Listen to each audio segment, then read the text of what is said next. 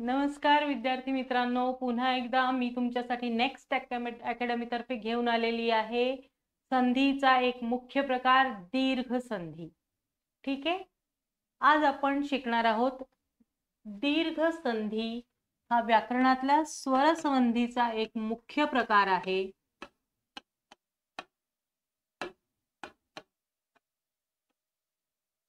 स्वर संधी आपण पाहिले जे 3 प्रकार आहेत, स्वर संधी, व्यंजन संधी आणि विसर्ग संधी। त्यातला हा मुख्य प्रकार आहे दीर्घ संधी।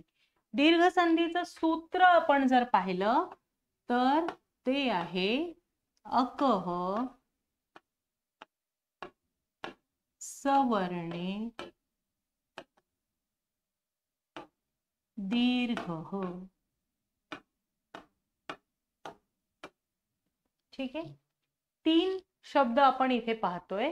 दीर्घ तुम्हाला कळलं, ह्रस्व आणि दीर्घ आपण शिकलेलो आहोत। कशाचे प्रकार आहेत? वर्णांचे प्रकार आहेत, ह्रस्व आणि दीर्घ। तर ह्यामध्ये स्वरांचं आपण पाहिलं, अ चा दीर्घ आ आहे, ई चा दीर्घ दीर्घ ई आहे, ओके। उ चा दीर्घ उ आणि रू चा दीर्घ रू आहे। ठीक आहे, रू जो आहे तो दीर्घ नाही, हे तुम्हाला लक्षात असू द्या। ठीक आहे, रू इज नेव्हर दीर्घ। मग अक मध्ये आपण ह्यात मध्ये पाहिलं दीर्घ म्हणजे काय, पुढे बघूयात।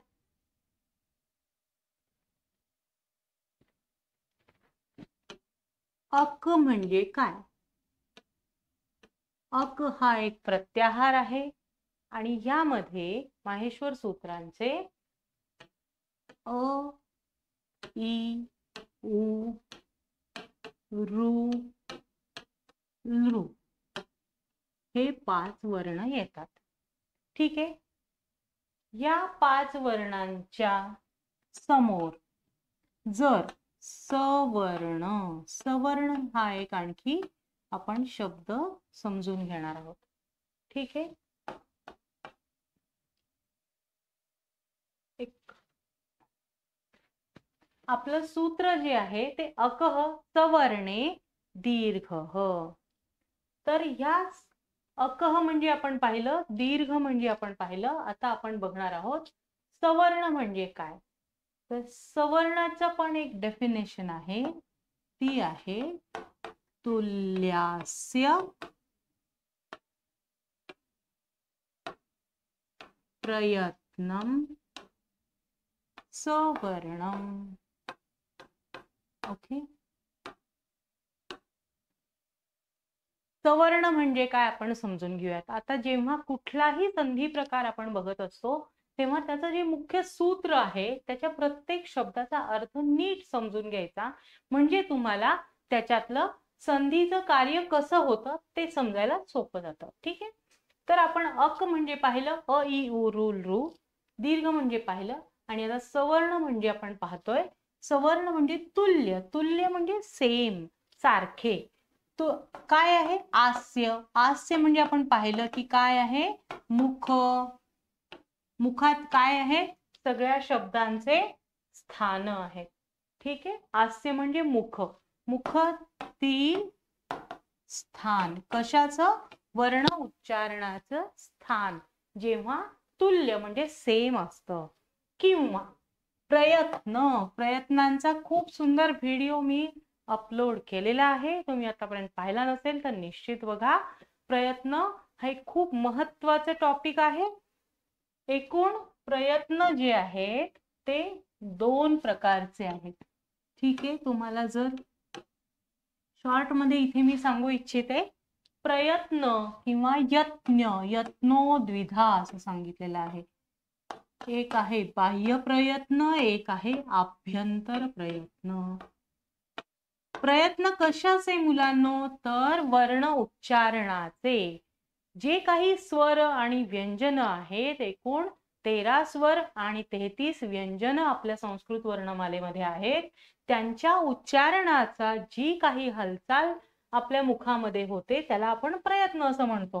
हे आभ्यंतर प्रयत्न 5 आहेत आणि बाह्य प्रयत्न 4 आहेत, 11 आहेत. तर हे जे काही 11 आणि 5 प्रयत्न आहेत त्यांना आपण सखोल त्या व्हिडिओमध्ये बघू शकता. तर तुल्यास्य प्रयत्नम सवर्णम, आस्य म्हणजे मुखातील स्थान, उच्चारणाचे जे काही स्थान आहेत, मग तो वर्ण तालव्य आहे, तो वर्ण मूर्धन्य आहे, ओष्ठ्य आहे का त्याचं दंत्य आहे, त्यानुसार आपण त्याचं स्थान निश्चिती केलेली आहे.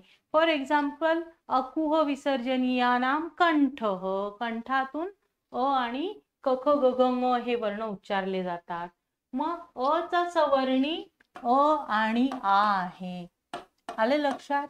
किंवा त्यांचं दुसरं काय सेम पाहिजे तर आभ्यंतर प्रयत्न, जेव्हा सेम असतात तेव्हा आपण त्याला काय म्हणतो सवर्ण. तर मला वाटते तुम्हाला लक्षात आलं असेल की अकह सवर्णे दीर्घ या सूत्रामधील तिन्ही शब्दांचा अर्थ. आपण दीर्घ संधी बघतोय आणि दीर्घ संधीचं सूत्र आहे, पुन्हा एकदा नीट बघा, अकह सवर्णे दीर्घ. ठीक आहे, तर हे तिन्ही शब्द तुम्हाला कळाले असतील. तर आपण आता पुढे जाऊयात. जेव्हा कुठलाही संधी प्रकार आपण बघतो तेव्हा संधी ही कशात होते मुलांनो? 2 वर्णांमध्ये होते. त्यामुळे तिथे एक पूर्ववर्ण असेल, एक परवर्ण असेल. म्हणजे समोर जो कुठला वर्ण असतो त्याला परवर्ण आपण म्हणणार आणि त्याच्यापासून बनणारा आहे तो संधी वर्ण असेल. क्लिअर? तर हा दीर्घ संधीमध्ये पूर्ववर्ण अक आहे. ठीक आहे, अक म्हणजे आपण पाहिलं अ किंवा आ. ठीक आहे, अ ई उ रू आणि लृ. ठीक आहे, हे अ किंवा आ, ई किंवा दीर्घ ई यामध्येच ते अंतर्भूत असतात. रू किंवा दीर्घ रू आणि रू हा सवर्णी आहे. ठीक आहे, हे लक्षात घ्या. रू सावर्ण्यम वाच्यम असं वार्तिककार सांगतात. ठीक आहे, तर ह्यांच्या समोर जेव्हा ह्यांच्या समोर परवर्ण जर सवर्ण असेल, मग तुम्हाला आता सवर्ण लक्षात आलंय की अ चा सवर्ण अ किंवा आ असणार आहे. कारण काय, त्यांचं उच्चारण स्थान हे अकुह विसर्जनीयानाम कंठः या दोघांचं उच्चारण स्थान सेम आहे, म्हणून त्यांना आपण सवर्णी म्हणणार आहे. अ आणि ई हे सवर्णी आहेत का मुलांनो? तर नाही. इथे काय होणार, अ चा उच्चारण स्थान कंठ आहे. ठीक आहे, आणि ई चं उच्चारण स्थान इचू यशानाम तालू आहे. मग हे यांच्यामध्ये दीर्घ संधी होणार का? नाही, कारण आपल्याला अकह सवर्णेचं एकच स्थान असेल किंवा आभ्यंतर प्रयत्न सारखे असतील तर तिथे होणार आहे. आणि हे स्वरसंधीचे प्रकार असल्यामुळे आपण इथे क वगैरे घेणार नाहीये व्यंजन. मग इथे ई किंवा दीर्घ ई असेल, उ किंवा दीर्घ उ असेल, इथे रू किंवा दीर्घ रू असेल आणि लृचा दीर्घ नसतो त्यामुळे तिथे लृ आला किंवा रू आला तर आपण दीर्घ करणार आहोत. संधी वर्ण काय येणार आहे आपला? इथे आ येणार आहे. ठीक आहे, कारण इथे संधी वर्ण काय आहे? दीर्घ होणार आहे. इथे अ राहणार नाही, इथे ई दीर्घ असणार आहे, इथे उ दीर्घ असणार आहे, इथे रू दीर्घ असणार आहे आणि खाली सुद्धा दीर्घ रू असणार आहे. पुन्हा एकदा नोट डाऊन करा, रू हा कधीच दीर्घ नसतो. ठीक आहे, उदाहरण बघितल्यावर तुम्हाला लक्षात येईल.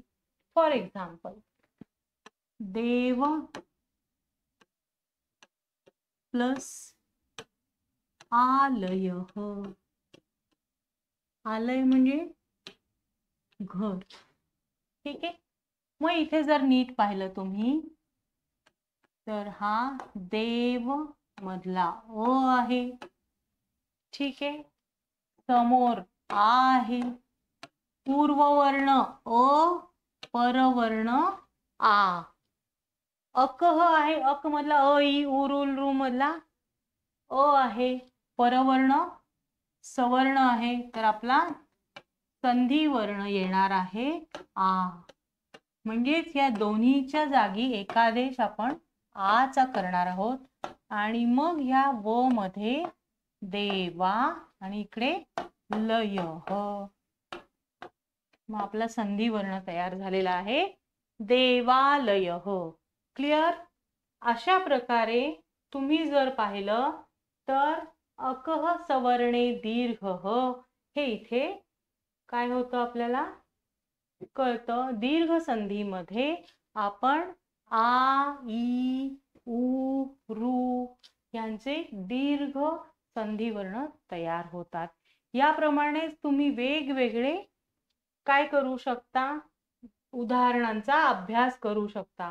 तर मुलांनो, do not forget to subscribe our channel. तुमच्यासाठी खास आम्ही घेऊन आलेलो आहोत वेगवेगळ्या बॅचेस केवळ आणि केवळ BAMS प्रथम वर्षाच्या विद्यार्थ्यांसाठी नेक्स्ट अकॅडमी तर्फे. मुख्य आहे आपली प्रारंभ बॅच संस्कृतसाठी. तुम्हाला संस्कृतचा कुठल्याही प्रकारचा जरी अबकड काही माहिती नसेल, संस्कृतची भीती वाटत असेल किंवा हे कसं समजून घ्यायचं असं वाटत असेल तर अगदी तुम्हाला सखोल व्यवस्थित त्याची मांडणी करून सूत्रांची फोड करून समजून सांगितलं जाईल आणि अगदी अतिशय मला वाटतं कमी ह्याच्यामध्ये तुम्हाला 999 रुपयामध्ये फक्त संपूर्ण संस्कृतचे दोन्ही पेपर प्लस वायवा याची तयारी करून घेतली जाणार आहे. म्हणून तुम्ही लवकरच केलं नसेल आतापर्यंत सबस्क्राईब आमच्या चॅनलला तर अवश्य करा. त्याचप्रमाणे काही मुलांचा विशेष आग्रह होता, पदार्थ विज्ञान सारखा सब्जेक्ट खूप किचकट वाटतोय, समजत नाहीये, तर त्यांच्यासाठी खास आपण पदार्थ विज्ञानची बॅच सुरू करत आहोत. आणि त्याचबरोबर जसं आपल्याला आयुर्वेदाचा अभ्यास करायचा असतो त्याचबरोबर ॲलोपॅथीचाही सखोल अभ्यास करणं गरजेचं आहे. आणि त्या दोन्हीचं कॉम्बिनेशननी आपलं शरीर क्रिया विज्ञान किंवा फिजिओलॉजीचा जे काही आपले दोन्ही पेपर आहेत त्याचा सखोल अभ्यास करण्यासाठी म्हणून आम्ही ही बॅच तुमच्यासाठी लॉन्च करत आहोत. आणि तुम्ही आतापर्यंत केलं नसेल तर हे पेड क्लासेस लवकरच कॉम्बो पॅक घ्या आणि तुमचा अभ्यास सुकर करा. तर आपण लवकरच भेटूयात आणि do not forget to like subscribe our channel. आमचं व्हॉट्सॲप कम्युनिटी तुम्ही जॉईन केली नसेल तर ती करा आणि नोटिफिकेशन्स वारंवार जे येणार आहेत ते मिळवा आणि लाईव्ह बॅचेसचा लाभ घ्या. धन्यवाद.